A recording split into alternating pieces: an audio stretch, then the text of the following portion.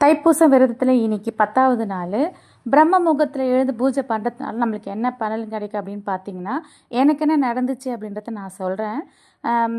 இந்த வீடு கட்டும்போது நான் வந்து 1 வருஷமாக வாடகை வீட்டில் தான் இருந்தேன்.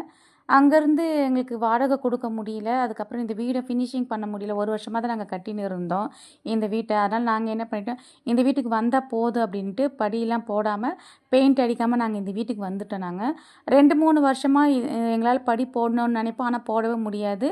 கையில் காசு இருந்தாலும் தள்ளி தள்ளி தான் போய்கிட்டே இருந்துச்சு. அதுக்கப்புறமா தான் யூடியூப்பில் பார்க்கும்போது இந்த பிரம்ம முகூர்த்த பூஜையை பற்றி எனக்கு பார்த்துட்டு, சரி நம்பிக்கையாக நம்மளும் செய்வோம் அப்படின்ட்டு 48 நாள் பூஜை செஞ்சு முடிச்சுட்டு கரெக்டாக 1 வாரம் கழித்து நான் இந்த படி போட ஆரம்பிச்சிட்டேன். நான் என்ன பண்ணிட்டேன்னா, வீட்டு வேலையை ஃபுல்லாக முடிக்கணும் அப்படின்றது நினைக்காம, படி போடணும் அப்படின்னு மட்டும்தான் நான் பூஜை பண்ணேன். அதுக்கேற்ற மாதிரி படி மட்டும்தான் எங்களால் போட முடிஞ்சுது. மற்ற போர்ட்டிக்கோ வேறு எந்த வேலையுமே எங்களால் செய்யவே முடியல.